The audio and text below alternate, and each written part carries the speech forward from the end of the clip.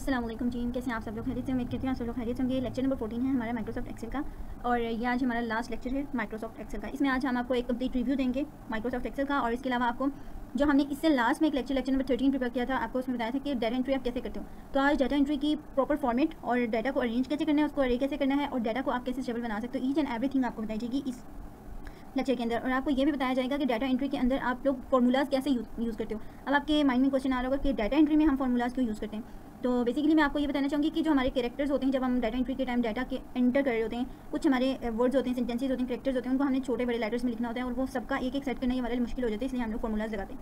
Like अगर आपने किसी स्टूडेंट का नेम लिखा है और वो आपके सारे के सारे स्मॉल लेटर्स में है, आपके सारे मतलब 1 से लेकर 100 एंट्रीज हैं और आपको आपका जो मैनेजर है या फिर आप जिस कंपनी में वर्क कर रहे हैं या फिर आप खुद के माइंड की वजह से थोड़े से डिस्टर्ब है, आपको ये चीज़ लग रही है कि वो चीज़ ठीक नहीं है, आपने इसको कैपिटल लेटर्स में लेकर आना है, तो उस पर भी आपको फार्मूला लगाना पड़ता है। ठीक है, वो फार्मूला क्या है वो मैं आपको कंप्लीट डिटेल के साथ बताऊँगी। ठीक है, तो अपनी क्लास हम लोग स्टार्ट करते हैं। तो अभी हमारे पास बिल्कुल ब्लैंक डाटा है। ठीक है, ये आपको एक ब्लैंक स्प्रेडशीट शो हो रही है। ठीक है, एक कवर रिव्यू के साथ चलते हैं। तो आपको बताएं कि जब हम लोग डाटा एंट्री करते हैं या फिर कोई भी चीज़ एंटर करते हैं, कॉलम एंटर करते हैं, तो हमारे पास इस तरह से एक शीट्स आ रही होती है रोज एंड कॉलम की फॉर्म में। ठीक है, लेट्स सपोज मैं अगर यहाँ पर लिखती हूँ स्टूडेंट नेम, ठीक है, साथ वाली रो में अब मैं इसी के अंदर लिखूँगी स्टूडेंट एज। ठीक है, यहाँ लिख लेती हूँ एज, यहाँ पर लिख लेती हूँ डेट ऑफ बर्थ, इसको हम स्मॉल लेटर्स में लिख लेते हैं डेट ऑफ बर्थ, और इधर लिख लेती हूँ फादर नेम, और इससे आगे हम लोग लिख लेते हैं डेट ऑफ ज्वाइनिंग। ठीक है, अच्छा जी, अब आप लोग देख रहे हैं कि ये जो स्टूडेंट नेम है ये पूरा तो नहीं आ रहा, लेकिन आप फॉर्मूला बार में देखें तो आपको पूरा शो हो रहा है। अब हम लोग चाहते हैं कि ये ईच जो हमारे पास एक सेल है ना, ये कंप्लीट हमें शो हो के स्टूडेंट नेम पूरा शो होना चाहिए। एक तो हमारे पास इसका आसान हल ये होता है कि आप यहाँ से इसको ड्रैग डाउन करके ला सकते हो, बट हम इसको क्या करेंगे, एक ही दफ़ा में सबको सेलेक्ट करेंगे। ये पूरा आपको यहाँ तक सेलेक्ट करना है। सेलेक्ट करने के बाद आपने फॉर्मेट पे जाना है। कहाँ जाना है? फॉर्मेट पे जाना है। फॉर्मेट में जाने के बाद यहाँ पर आपको आएगा auto fit column width. Auto fit column width का मतलब ये कि आपके कॉलम के अंदर जो भी लिखा हुआ है ये ऑटोमेटिकली फिट हो जाए, इसकी विड्थ और हाइट जो है वो सब कुछ ऑटोमेटिकली ये मतलब सेलेक्ट कर ले, उसको ऑटोमाइट कर ले। ठीक है, तो इसको हम ओके करते हैं। तो देखें अब आपको हर चीज़ जो है वो उसके साइज़ के मुताबिक आपको हर सेल के अंदर नजर आ रही होगी। ठीक है, ओके, तो सबसे पहले तो हम लोग ये देखेंगे कि ये हमारे पास ये जो डाटा है, हम जो डाटा बना रहे हैं, किस चीज़ का हम डाटा बना रहे हैं। तो उसके लिए हमें यहाँ पर एक जाहिर सी बात एक रो की ज़रूरत होगी। इंसर्ट कर लेते हैं यहाँ पर ऊपर की तरफ एक सॉरी, यहाँ से हमने इसको अबव में करना था, बिलो में। तो यहाँ से हम लोग एक इंटायर रो बना लेते हैं। ठीक है, इंटायर रो बनाने के बाद अब यहाँ पर हम लोग लिख लेते हैं स्टूडेंट डाटा। ठीक है, student data for computer classes. Okay, तो अब आप लोग देख रहे हैं कि ये ABCD सब सेल्स के अंदर आ रहा है, तो आपने इसको सेलेक्ट करना है। सेलेक्ट करने के बाद आपने इसी तरह इसको फॉर्मेट टेबल और सॉरी फॉर्मेट में जाना है। फॉर्मेट में जाने के बाद आपने सेम इसको यहाँ से सेलेक्ट किया,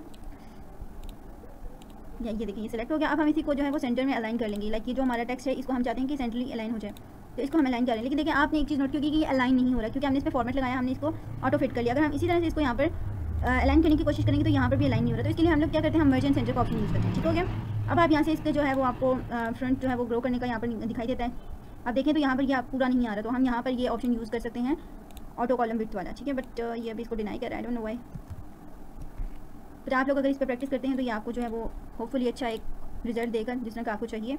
और इसको आप चाहें तो छोटा कर लें, बड़ा कर लें, व्हाटएवर यू वांट। ठीक है, आप जैसे रखना चाहें इसको रख सकते हैं। इसका बैकग्राउंड कलर यहाँ से आप चेंज कर सकते हैं। लाइक मुझे ये कलर पसंद है तो मैं ये रख लेती हूँ और इसका टेक्स्ट कलर वाइट कर देती हूँ। ठीक है, और आप देख रहे हैं कि ये मेरे पास यहाँ पर कंप्लीट नहीं है, तो इसको हम थोड़ा सा जो साइज़ है वो छोटे कर लेते हैं। ठीक है, अच्छा आपको एक चीज़ बताऊँ कि अगर ये स्प्रेडशीट है आपके पास, अगर ये 2019 या 2017 2010 से आगे कोई वर्जन है, उसमें ये छोटा छोटा शो होता है। हम चाहते हैं कि हम इसे जूम करें। जूम करने के लिए आपको नीचे ऑप्शन दिखाई दे रहा होगा मैग्नीफायर का। इसको मैग्नीफायर भी कहते हैं और इसको जूम ग्रुप भी कह सकते हैं आप जूम करने के लिए। ठीक है, तो देखिए जैसे जैसे मैं प्लस पे क्लिक कर रही हूँ बड़ा होता जा रहा है, जैसे जैसे मैं माइनस करती जा रही हूँ थोड़ा छोटा होता जा रहा है। तो बेहतर ये है कि हम इसे प्लस पे रख के ना, मतलब अगर ये इतना करें तो आपके लिए होता है। और समटाइम ऐसे हो जाता है कि आपका ना बिल्कुल कुछ ज़्यादा ही साइज़ हो जाता है और आपको समझ नहीं आता कि क्या करें। तो यहाँ पर आप क्लिक करके इसको 100 पे रख के ओके कर दो। ठीक है, ये 200 पे हो गया, हमने 100 पे रखना है एंड ओके करना है। तो ये हमारा सेम वैसे ही हो गया जैसे हमारा पहले डाटा था। ओके, तो अब हम लोग क्या करेंगे कि अपने जो डाटा था हमने लिखा था इसको दोबारा से एडिट कर लेते हैं। ठीक है, डाटा ही गायब हो गया, पता नहीं कहाँ गुम हो गया। चलें दोबारा बना लेते हैं। Student name, age, father name और date of joining. Okay students, तो यहाँ पर देखेंगे सबसे पहले तो हम लोगों ने इसको ऑटो फिट कर लेना है। फॉर्मेट में जाकर इस ऑप्शन के जरिए इसको हम ऑटो फिट कर लेंगे। ऑटो फिट करने के बाद ऊपर मैंने आपको बताया था कि हम एक डाटा नेम लिख लेते हैं। वो तो चलिए आपकी मर्जी होती है कि आप रखना चाह रहे हैं, यानी वो आपको ऑप्शन मैंने बता दिया है। ठीक है, अब यहाँ से जाकर हम इसका थोड़े से कलर चेंज कर लेते हैं। कलर चेंज करने के बाद हम इसे कोई अगर टेक्स्ट आई थिंक ब्लैक ही अच्छा लग रहा है कर सकते हैं, व्हाटएवर यू वांट। ठीक है, अब आपको ये है कि आपको कितनी एंट्री चाहिए। अगर आपको 16 एंट्री चाहिए तो यहाँ पर शिफ्ट रखेंगे, यहाँ पर रख के शिफ्ट को प्रेस करते हुए हम लोग एरो कीज़ की मदद से इसको यहाँ तक लेकर आएंगे। अगर मुझे 20 रोज चाहिए सिर्फ डाटा के तौर पे, इसको मैं सेलेक्ट करके यहाँ से ऑल बॉर्डर्स पे क्लिक कर लूँगी तो मेरी जो एक टेबल फॉर्म बन जाएगा। ठीक है, तो आपने अब ये करना है कि अपने हर स्टूडेंट के नेम लिखना है। जैसे मैंने आपको डाटा एंट्री में बताया था कि यहाँ पर अपने फॉर्म ऐड करना है। फॉर्म कैसे ऐड करते हैं, एक तो आपके पास यहाँ पर ऑप्शन एक आ रहा होता है सॉरी यहाँ से नहीं, फाइल में जाके आपको एक ऑप्शन दिखाई दे रहा हो तो यहाँ से भी कर सकते हैं आप। दूसरा इसके ऊपर आप राइट क्लिक करके कस्टमाइज एक्सेस बार में जाकर यहाँ से भी आप इसको सेलेक्ट कर सकते हो, ठीक है। क्या क्या चीज़ आपको चाहिए आप लोग वहाँ से उसको सेलेक्ट कर सकते हो, ठीक हो गया। और ये फॉर्म का ऑप्शन मेरे पास मौजूद है, यहाँ पर चलें। अब मैं देखें कुछ भी नहीं लिखती और सिंपली इसको यहाँ पर जो यहाँ पर मेरे पास जितनी भी रोज और कॉलम्स आ रही हैं उसके हिसाब से लिख लेती हूँ। स्टूडेंट नेम लेट्स सपोज मैंने आयशा लिख लिया। मैं आपको ना छोटे लेटर्स में करके बता दूँ ताकि मैं आपको बाद में फॉर्मूला लगा के बता सकूँ कि इसको बड़ा कैसे करते हैं। इसकी एज हमारे पास क्या है, 23 है, ओके। और फादर नेम क्या है, फादर नेम कुछ भी लिख दो, शाहिद साहब। और डेट ऑफ ज्वाइनिंग के इसने कोर्स के लिए कब ज्वाइन किया था। लेट्स सपोज अगर मैं इस पे कोई भी एक बाय डिफॉल्ट डेट देकर इस पे क्लिक करके न्यू पे जाती हूँ तो देखिए ये हमारा ना ऑटो फिल हो जाता है। लाइक आपको ना एक शीट फॉर्म डाटा दे दिया जाता है। कभी आप ऑर्गेनाइजेशन में चले जाओ या फिर किसी भी दफ्तर वगैरह में जाओ तो आपको ना जैसे स्कूल में आपको पेपर्स नहीं मिलते हैं, इस टाइप का आपको डाटा ला के ना फाइल्स में दे देते हैं कि ये ना एंट्री करके आप हमें एक शीट बना के दे दें। अगर आप डाटा एंट्री का काम करते हो तो वो भी रहे कि कहीं यहाँ से सेलेक्ट करके नेम लिख के उसको करना बहुत मुश्किल होता है। तो बेहतर ये कि आप फॉर्म का ऑप्शन यूज़ करें। फॉर्म के ऑप्शन में आपको डिफरेंट ऑप्शन दिखाई देते हैं। इन ऑप्शंस को यूज़ करके आप अपना टाइम भी सेव कर सकते हैं और अपना काम भी कर सकते हैं। तो जल्दी से हम जो है वो कुछ डाटा इसमें लिख लेते हैं ताकि हम इस पर थोड़ा सा वर्किंग कर सकें और इसको भी देख लें कि ये कैसे होगा, ठीक है। अच्छा, इन्होंने भी 2010 में ज्वाइनिंग दी थी, ठीक है।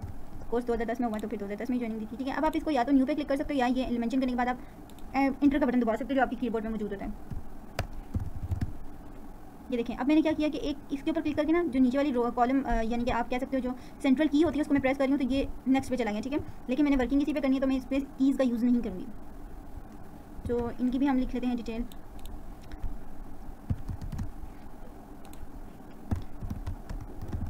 ठीक हो गया, ठीक है। तो ये हमारे पास कुछ डाटा आ चुका है जिस पे हम वर्क करते हैं, ठीक है। तो अभी हम लोग देख लेते हैं कि इसको हम लोग फर्दर कैसे लेकर चलेंगे। ठीक हो गया। तो अभी हम लोग क्या करेंगे कि हम ये चाहते हैं कि हमारे पास ना छोटे से बड़े फॉर्मेट में आ जाए। ये जो है आपने क्या करना है, यहाँ पर सिलेक्ट करना है, आपने सेलेक्ट करके यहाँ पर इक्वल टू का साइन लगाना है और लिखना है अपर। अपर का मतलब ये कि हम इसको मतलब सबको कैपिटलाइज करना चाह रहे हैं। अपर लिख के आपने फॉर्मूला लगाया, फॉर्मूले में आपने आयशा को सेलेक्ट किया, आयशा से लेकर आपने सेलेक्ट किया नादिया था कोड, इसको क्लोज कर दिया, ठीक है। सॉरी ब्रैकेट क्लोज कर दी। क्लोज करने के बाद आप इस पे एंटर करते हो तो ये देखो आपको ये बड़े फॉर्मेट्स में आ गया। अब आपने इसको नीचे तक लेकर आ रहे हो कि मुझे ये यहाँ तक चाहिए। अब आप चाहते हो कि ये जो आयशा हमने यानी कि जो बड़े लेटर्स में लिखा है वो हमारे पास यहाँ पर आ जाना चाहिए। आपने क्या करना है, इसको यहाँ से लेकर शिफ्ट के साथ प्रेस करते नीचे लाकर कंट्रोल सी करना है। पेस्ट के ऑप्शन में जाके पेस्ट स्पेशल पे जाना है। सॉरी इससे पहले आपने क्या करना है, यहाँ पर क्लिक ये सेलेक्ट करने के बाद यहाँ क्लिक किया, क्लिक करने के बाद पेस्ट में पेस्ट स्पेशल और वैल्यूज़ पे क्लिक करके ओके करेंगे तो इसी की आपका जो है वो लेटर। ओके टीम, तो यहाँ से हमारे जो कैपिटलाइज लेटर थे वो हमारे यहाँ पर शिफ्ट हो चुके हैं। फाइनली हमारे यहाँ पर जो स्मॉल फॉर्मेट में थे आप देख सकते हो वो हमारे पास अब लार्ज फॉर्मेट में आ चुके हैं। मैंने आपको तरीका बता दिया कि हम लोग कैसे करेंगे, ठीक है।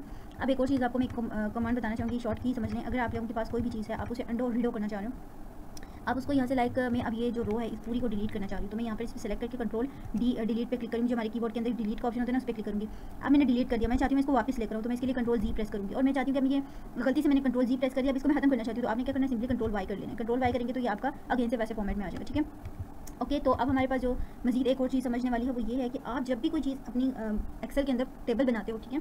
समटाइम ऐसा होता है कि आपको फॉर्मेट जो टेबल होता है वो इंपोर्ट करना होता है। आप जब कभी भी कहीं पे भी डाटा एंट्री के लिए इंटरव्यू देने जाते हो ना, उनका एक कॉमन क्वेश्चन जरूर होता है कि आपको डाटा इंपोर्ट करना आता है या नहीं। तो आप लोग उस टाइम पे कंफ्यूज हो जाते हो क्योंकि आपको फर्स्ट टाइम होता है, आप ये समझते हो कि भाई इंपोर्ट तो नहीं करना आता, लेकिन अगर आपको एक्सेल यूज़ करना आता है ना तो एक्सेल में आप इंपोर्टिंग सीख लो आज, तो आप इजीली कह सकते हो कि हाँ जी हमें तो आता है इंपोर्ट करना। आपसे एक ट्रायल लिया जाएगा तो उसके क्या तरीका होता है मैं आपको बता देती हूँ। फर्स्ट ऑफ ऑल तो ये कि आपने एक शीट आपकी बनी हुई है, मैं आपको शो करवा देती हूँ। मेरे पास डेस्कटॉप पे एक ये स्टूडेंट डाटा के नेम से सेव है। अब आप देखिए नोट पैड पर सेव है, ठीक है। ये नोट पैड पर सेव है। आप यहाँ पर ये स्टूडेंट नेम है, स्टूडेंट एज है, फादर नेम है, डेट ऑफ बर्थ है, ठीक है। अब स्टूडेंट का नेम ये नीचे लिखा हुआ है। मतलब आपको कुछ समटाइम ना कंपनी ऐसा डाटा दे देती है कि आप इसको जो है वो टेबल फॉर्मेट में लाके हमें एक्सेल के अंदर रिप्रेजेंट करके दें। तो ये आप कैसे करेंगे, तो इसके लिए सिंपली आपने यहाँ पर डाटा में जाना है। अब देखें तो यहाँ पर आपको डिफरेंट ऑप्शन दिखाई दे रहे हैं, ठीक है। एक आ रहा है आपके पास गेट डाटा पे क्लिक करते तो आपको डिफरेंट ऑप्शन आ जाते हैं, ठीक है। और इसके अलावा ना अगर आप ये जो आपको मैंने डाटा भी शो करवाया ना, जो अभी मेरे पास डाटा बेस पड़ा था उसको मैं यहाँ पर इंपोर्ट करना चाह रही हूँ, बेसिकली एक्सेल में टेबल फॉर्म में लेकर आना चाह रही हूँ। वो एक नोटपैड की फॉर्म में नोटपैड की फॉर्म से मैं इस नोटपैड की फॉर्म से इसको इस तरह टेबल फॉर्म में लाना चाह रही हूँ। जो मेरे पास यहाँ पर ये इस टाइम पे टेबल फॉर्म में आ रहा है ना, इस तरह से लेकर आना चाह रही हूँ। तो इसके लिए क्या करना पड़ेगा, इसके लिए क्या करना है, आपने सिंपली यहाँ पर क्लिक करना है फ्रॉम टेक्स्ट CSV, इस पर क्लिक करेंगे। क्लिक करने के बाद ये थोड़ा सा ना आपसे टाइम लेगा, मतलब सम टाइम ऐसा होता है सिस्टम भी हैंग होने शुरू हो जाते हैं क्योंकि काफ़ी लेंथी प्रोसेस होती है, इसकी इनकोडिंग बहुत ज़्यादा टफ हो रही होती है। एक्सेल इसको थोड़ा सा प्रोसेस करने में टाइम लेता है। अब आप देख रहे हैं कि मेरा नॉट रिस्पॉन्डिंग आ रहा है। ये तो आपका होता है कि सम टाइम आपका अगर पीसी बहुत ज़्यादा स्लो है ना, या फिर उसकी जो बैकग्राउंड प्रोसेसिंग है वो बहुत ज़्यादा स्लो है, इस वजह से भी होता है, ठीक है। लेकिन परेशान नहीं होना, आपने थोड़ा वेट करना है। वेट करने के बाद आपके पास ऐसे एक विंडो पॉपअप होगी। अब जहाँ पर जिस लोकेशन में आपके पास वो नोट पैड में डाटा सेव होगा ना, वो आपने यहाँ पर ले आना है। अब आप देखेंगे कि लाने के बाद जो है ना ये आपको कुछ कस्टमाइज़ करके बता देगा, यानी कि ना बड़े प्यारे तरीके से टेबल फॉर्मेट बना के आपको दे देगा कि आप इस तरह से इसको चाहते हैं। तो वो देखें, अब मेरे पास जो स्टूडेंट नेम था मैं अब आपको ना इसके साथ शो करवाती हूँ। देखें ये जो स्टूडेंट नेम था वो मेरे पास आ गई इस वाले में कॉलम में, ठीक है। अब स्टूडेंट एज जो थी ये वाली वो यहाँ पर आ गई। फादर नेम की जगह आ गया डेट ऑफ बर्थ में आ गया। और ये नीचे ना इसने बड़ा कॉन्फिडेंटली इसको अलाइन भी कर दिया कि आयशा और समी स्टूडेंट हैं, उनकी एज ये है, उनके फादर नेम ये है, उन्होंने डेट ऑफ बर्थ उनकी ये बनती है, ठीक है। अब आप यहाँ पर देखें ऊपर आपको डिफरेंट ऑप्शन नजर आ रहे हैं, इनको आपने नहीं छेड़ना, आपने जस्ट सिंपली लोड पे क्लिक करके इसको इंपोर्ट कर लिया। ये आपका जो डाटा आ चुका है ना ये आपका इंपोर्ट हो चुका है। ठीक है। तो ये देखेंगे आपको ना टेबल फॉर्म में बना कर दे देगा। ये देखेंगे ये ना इसने टेबल फॉर्म बना दी, इसने डाटा इंपोर्ट किया और इंपोर्ट करके इसने टेबल फॉर्म में कर दिया। अभी आप यहाँ से एक्सपोर्ट भी कर सकते हैं, ठीक है। अब यानी कि एक्सपोर्ट का मतलब ये है कि आप इसे शेयर पॉइंट पे एक्सपोर्ट कर सकते हैं। इंपोर्ट का मतलब होता है ऐड करना, एक्सपोर्ट का मतलब होता है शेयर करना, ठीक है। तो अब आप ये भी समझ चुके हो कि अगर हमारे पास CSV फाइल हो तो उसके अंदर से हम कैसे, यानी कि अगर आपके पास रिटर्न फॉर्म हो, रिटर्न फॉर्म से आप इसको टेबल में कैसे कन्वर्ट कर सकते हो, तो एक्सेल आपको ये ऑप्शन भी देता है कि आप इसे इंपोर्ट कर सकते हो, ठीक हो गया। ओके, उसके अलावा ये नीचे आपके पास शीट्स का ऑप्शन आ रहा है। अब देखेंगे ये जो मेरा स्टूडेंट डाटा के नेम से था ना, उसने स्टूडेंट डाटा का नेम से एक अलग शीट बना दी और जो मैंने बनाई हुई थी शीट वो अलग नेम से आ गई, ठीक है।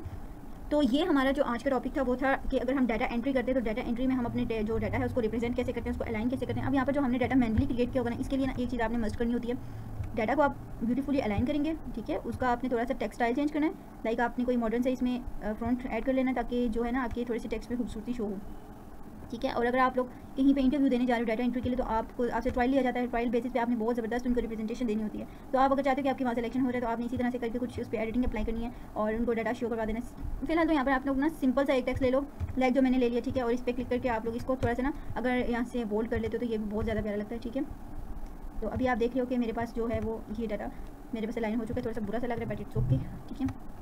इस चीज़ को छोड़ देंगे, मैंने सेलेक्ट भी नहीं किया था इसलिए थोड़ा सा ना अब डाटा अजीब सा हो गया, अनअरेंज हो गया, ठीक है। तो बाकी आप ये जितना भी आज हम डिस्कस किए इसकी प्रैक्टिस करें। आज हमारा एक्सेल का फाइनली जो मॉड्यूल है वो कंप्लीट हो चुका है एक्सेल। अब हम लोग इंशाल्लाह नेक्स्ट स्टार्ट करेंगे अपना पावर पॉइंट भी आपका 2 से 3 दिन का ही होगा, इसमें इतनी कोई बड़ी साइंस नहीं है, तो वो भी बहुत ही जल्दी कंप्लीट हो जाएगा। तो समझने की बात ये है कि माइक्रोसॉफ्ट ऑफिस जो एप्लीकेशन है ना कंप्यूटर की सबसे वाइडली यूज्ड और सबकी कंप्यूटर की जो बेसिक एप्लीकेशन है वो माइक्रोसॉफ्ट ऑफिस है, और वो समझना या फिर उस पर वर्क करना मुश्किल नहीं, बहुत ईजी है, ठीक है। जैसे जैसे आप इस पर वर्किंग करते जाएंगे वैसे वैसे आपको अच्छी तरह से समझ भी आता होगा, ठीक है। एक और रिव्यू कर लेते हैं। पहले हमारे पास फाइल का ऑप्शन होता है, फाइल में आपको पता है कि ये हमारे पास एक विंडो होती है, ठीक है। ये एक्सेल की विंडो है, इसको आप विंडो बोलते हो, ठीक है। इंटरफेस भी बोल सकते हो, विंडो भी बोल सकते हो। विंडो के अंदर आपके पास सेव प्रोजेक्ट्स होते हैं। सेव प्रोजेक्ट का मतलब ये है कि वो प्रोजेक्ट जिन पे आप वर्क कर चुके हैं, आपने सेव किया हुआ है, ये वो आपके पास आ जाते हैं। रिसेंट में आपको शो है कि आपने रिसेंट में ये इन प्रोजेक्ट्स पे काम किया था और ये आपको ना उस पर साथ साथ लोकेशन भी बता देते हैं कि ये डी ड्राइव में यहाँ पर सेफ है, ये इस जगह पे सेफ है। तो ये बहुत ईजी हो जाता है आप लोगों के लिए इसको फाइंड आउट करना। पिन में ये होता है कि अगर आपको इसे पिन करना है, ठीक है, तो यहाँ पर पिन टू लिस्ट कर देंगे, ठीक है, कि ये डाटा मेरा बहुत ज़्यादा इंपॉर्टेंट है। तो पिन में देखेंगे तो ये जो आपने पिन किया हुआ ये आपका पिन में आ रहा है, इसको आप अनपिन भी कर सकते हो, ठीक है। ओके, इसके बाद हम लोग चलते हैं टैब्स की तरफ। ये हमारे पास होम है, होम में आप देखिए तो ये आपको ग्रुप्स दिखाई दे रहे हैं, ठीक है। ये आपके सामने जो शो हो रहे हैं ये ग्रुप्स हैं और इनको हम लोग टूल बार भी कहते हैं, ये ग्रुप भी है और टूल बार भी कहते हैं। अच्छा, कट का क्या मतलब होता है? कट का मतलब ये होता है कि अगर मैं इस पूरी चीज़ को सिलेक्ट करती हूँ, सेलेक्ट करने के बाद कट के ऑप्शन पे क्लिक किया, कट का मतलब बेसिकली ये होता है कि आप एक चीज़ को मूव कर रहे हो, इसको अगर मैं यहाँ से मूव करवा रही हूँ यहाँ पर तो सिंपली मैं यहाँ पर आकर कंट्रोल भी कर लूँगी। कंट्रोल भी किया तो देखिए यहाँ से उठ के यहाँ पर आ गई, यानी कि मूव हो गई, इसको हमने कट करना बोलते हैं। कॉपी आपको पता है कॉपी क्या होता है, जो आपने जिसको यानी कि यहाँ से ये पूरा डाटा है इस पर अगर आप सेलेक्ट करते हो, ठीक है, सेलेक्ट करने के बाद कॉपी पे क्लिक करते हो, क्लिक करने के बाद यहाँ पर आके अगर आप पेस्ट कर लेते हो तो ये आपका यहाँ पर पेस्ट हो गया, कॉपी पेस्ट हो गया, ठीक है। और इसके अलावा देखें तो ये फ्रंट का ग्रुप होता है, इसके अलावा ये एलिमेंट का ग्रुप है और ये नंबर का है। लाइक अगर आप यहाँ से परसेंटेज निकालो, अगर किसी की टाइम देखना चाह रहे हो, कोई भी ऐसा डाटा बना रहे हो जो इनसे रिलेटेड हो तो यहाँ से आप उनके फॉर्मेट चेंज करते हो, ठीक है। जिसको हम नंबर ग्रुप कहते हैं। ये हमारा स्टाइल जिसमें आप कंडीशनल फॉर्मेटिंग देखते हो, एक डाटा को फॉर्मेट कैसे करना है टेबल की फॉर्म में, सेल स्टाइल की आपका जो सेल है वो किस स्टाइल में होना चाहिए, ठीक है। उसके अलावा आपके पास सेल्स का ग्रुप है और सेल्स का वही ऐड करना, डिलीट करना, फॉर्मेट करना। और यही चीज़ जो अभी हम लोगों ने सीखी है कि अगर ये हम इनको अलाइन करना चाह रहे हैं, हम चाहते हैं कि हमारा जो डाटा है वो ऑटोमेटिकली फिट हो जाए तो इस पर क्लिक करेंगे, ठीक है। और उसके अलावा आपके पास ये एडिटिंग का एक सेक्शन आ रहा है, एडिटिंग का ग्रुप है। इसमें आप देख सकते हो कि आप सम कैसे करते हो, कि फिल कैसे करते हो, कोई भी चीज़ उसे फिल कैसे करते हो। और यहाँ पर आपके पास डिफरेंट ऑप्शन होते हैं। क्लियर आल करोगे तो जो उसके ऊपर फॉर्मेटिंग हुई होगी, जो डाटा के ऊपर फॉर्मेट हुआ है वो क्लियर हो जाता है। फिल्टर, सॉर्ट एंड फिल्टर का मतलब ये, सॉर्ट का मतलब होता है अरेंज करना। सॉर्ट यानी कि अगर आप छोटे से बड़ा अरेंज करना चाहते हो तो सॉर्टिंग करते हो। आप देखें तो ये आपके पास एक यहाँ पर ये जो एरो बना हुआ है इस पर आप क्लिक करोगे तो ये आपको यहाँ पर सॉर्ट का ऑप्शन आएगा, सॉर्ट A to Z, यानी कि अरेंज करें आप बड़े से छोटे की तरफ। अगर मैं बड़े से छोटे की तरफ करती हूँ तो ये देखें सॉर्टिंग हो गया। सॉर्टिंग Z to A करती हूँ तो छोटा ऊपर चलेगा, बड़ा नीचे आएगा, ठीक है।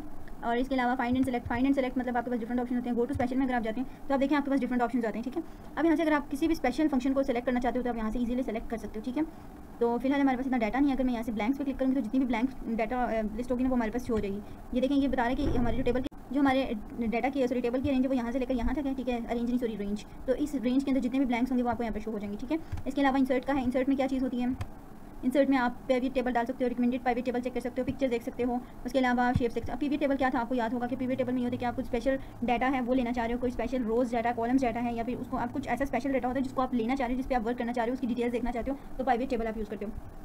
यहाँ से पिक्चर्स ऐड कर सकते हो, shape, icons, 3D model, smart art, screenshots और रिकमेंडेड चार्ट्स वगैरह हो गए, ठीक है। तो ये हमारे सबके और इक्वेशन सिंबल ये सारे क्या आगे इंसर्ट के टैब के अंदर आते हैं, ठीक है। इंसर्ट का मतलब बेसिकली ये होता है कि ऐड करना, किसी चीज़ को आप ऐड कर रहे हो या फिर उसको जो है लेकर आ रहे हो तो ये इंसर्ट के टैब में आ जाता है। पेज लेआउट में अगर आप आते हो तो पेज लेआउट के अंदर देखो आपको डिफरेंट ऑप्शन दिखाई देते हैं। अच्छा, अगर हम लोग एक प्रिंट की बात करें कि जो आपने डाटा एक बनाया हुआ है अगर आप इसको प्रिंट करते हो तो वो किस तरह से होना चाहिए, तो देखिए आपको ना इस तरह से शो होगा। तो आप इसे प्रिंट फॉर्म में भी देख के ना तो यहाँ से सेलेक्ट कर सकते हो। अगर तो आपका डाटा है 2 पेजेस का, ठीक है, लाइक रो फील है और कुछ डाटा यहाँ पर है, लेकिन आप उसे प्रिंट के ऑप्शन पे क्लिक करेंगे तो आपको जो है सिंपली एक ही मतलब जो दूसरे पेज का होगा ना वो आपको प्रिंट फॉर्म में शो नहीं होगा। अगर आप उसे एक ही पेज पे लाना चाहते हैं, यहाँ से आप क्लिक करेंगे इसको वन पेज करके, इसको भी यहाँ से आपने वन पेज करना है, तो वो ये होगा कि जो आपके दो पेजेस पे डाटा होंगे ना वो एक ही पेज पे आ जाएगा, ठीक है। और इसके अलावा बाकी ऑप्शन हम लोगों ने पहले भी देखें। फॉर्मूला में आपको पता है कि फॉर्मूला में हम लोग क्या करते हैं, फॉर्मूला ऐड करते हैं डाटा में, बेसिकली डाटा पे बात हो रही होती है, तो यहाँ पर हम डाटा वगैरह चेक कर लेते हैं, डाटा की डिटेल देख सकते हैं, ठीक है।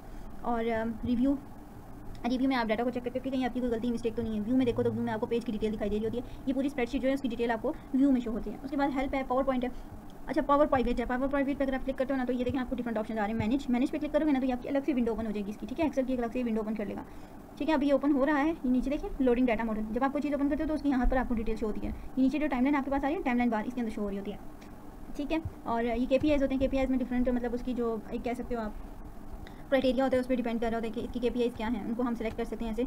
अच्छा, अब ये जो है ना ये सारा ये है आपका पावर प्राइवेट। पावर प्राइवेट में क्या होता है कि आपके पास जो डिटेल्स हैं, जो आपके पास डाटा है, वो प्राइवेट टेबल जो आपने क्रिएट किया हुआ है वो आपके पास यहाँ पर आ रहा होता है, ठीक है। तो पावर प्राइवेट का मतलब ये होता है कि आपके पास कोई डाटा है, उसको आपने सेलेक्ट किया है, उसको आपने व्यू किया है, उसको आपने देखा है, उसको आपने कॉपी किया है, या जो भी किया है वो यहाँ पर आपको शो हो जाता है। अगर प्राइवेट टेबल बनाते तो वो आपको यहाँ पर शो होता है। बेसिकली हमारे यूज़ का नहीं है, इसलिए इसको इतना फर्दर आपको डिस्कस करने की जरूरत नहीं है, ठीक है। तो ये हमारे लिए फिलहाल जो ये पावर प्राइवेट से पहले टैब है ये हमारे लिए ज़रूरी है, बाकी आप लोग छोड़ते हैं, हमारे कोर्स में ऐड नहीं है, ठीक है।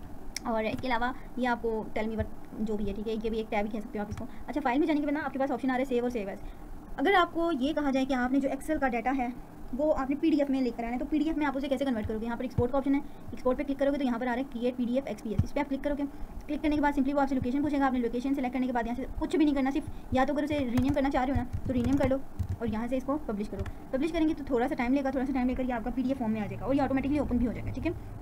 अब इसमें एक चीज़ आपको मैं मस्ट बताना चाहूँगी, जब भी आप एक्सेल पे वर्क कर रहे हो ना, समटाइम ये होता है कि आपके कंप्यूटर फाइल में एरर आ जाता है, करप्ट हो जाती है, तो आप कंट्रोल S करके ना उसको सेव करते रहा करें, साथ साथ कंट्रोल S किया करें ताकि आपको दोबारा स्टार्टिंग से सारा काम ना करना पड़े। अगर कोई भी इशू आ जाता है सिस्टम में तो आप उसको वहाँ से कंटिन्यू कर लें, ठीक है। तो ये देखिए आप जो हम लोगों ने PDF फॉर्म में बनाया था वो थोड़ा सा टाइम ले रहा है, ठीक है। अब ये PDF जो है वो PDF फॉर्म में ओपन हो रहा है, थोड़ा सा टाइम लगेगा लेकिन ओपन हो जाएगा। मेरा सिस्टम स्लो है, इस वजह से मेरे पास जो है वो स्लो इसकी ओपनिंग होती है, लेकिन अगर आप लोगों के पास होगा तो वो बहुत फास्ट कर लेगा। देखिए अभी मेरे पास PDF फॉर्म में ओपन हो चुका है, ठीक है। तो अब आप लोगों ने ये करना है ये कि आप लोगों ने खुद से ना एक ज़्यादा से डाटा का वो थोड़ा सा प्रैक्टिस करनी, ज़्यादा से डाटा पे, ताकि आपका जो PDF है ना वो अच्छा खासा हो, आपको देखने में मज़ा भी है। ये तो मेरा ख्याल से छोटा सा था इसलिए आपको थोड़ा सा इसका समझ नहीं आया होगा, लेकिन आप लोगों ने अच्छा सा बना के उसको उस पर प्रैक्टिस करनी है, ठीक है। अच्छा, यहाँ पर दो ऑप्शन, एक सेव है और एक सेव है। सेव का मतलब ये होता है कि आपने एक दफ़ा अगर प्रोजेक्ट बना लिया, इसके सेव पे क्लिक करेंगे, सेव पे क्लिक करने के बाद यहाँ से आप डायरेक्टरी सेलेक्ट करेंगे। डायरेक्टरी क्या होती है, लोकेशन। यहाँ से आपने लोकेशन सेलेक्ट कर ली, सॉरी सेव में जाएंगे, सेव में आप डायरेक्टरी सेलेक्ट करते हो, आप सेव एज, यानी कि आपने एक बार तो सेव कर लिया। आप सेव एज का मतलब ये कि आप अपनी जो आपके रिक्वायर्ड फाइल्स हैं, जो आप अपनी मर्जी के मुताबिक किसी ऐसी लोकेशन पर रखना चाह रहे हो जो आपके फ्रंट पर है, आपके सामने, तो वहाँ से आपकी सेलेक्ट कर सकते हो, ठीक हो गया। बाकी इसके अलावा ऐसा कुछ भी नहीं है हमारे पास, तो हमारा एक्सेल यहीं पे खत्म होता है। इंशाल्लाह हम दोबारा स्टार्ट करेंगे अपना पावर पॉइंट, और आई होप कि आपको आज का लेक्चर समझ आया होगा। तो इसकी आपने अच्छे से प्रैक्टिस करनी, क्योंकि ये एक्सेल जो है थोड़ा सा टफ होता है, थोड़ा सा ट्रिकी होता है, तो इसके लिए ये ज़रूरी है कि आप लोग ना इस पर वर्क करें, प्रॉपर वर्क करें, ताकि आपके आने वाले टाइम में ना आपके लिए मुश्किल ना हो। बाकी मिलते हैं इंशाल्लाह कल के लेक्चर में। आज के लिए इतना है, अपना ख्याल रखिएगा। अल्लाह हाफिज़।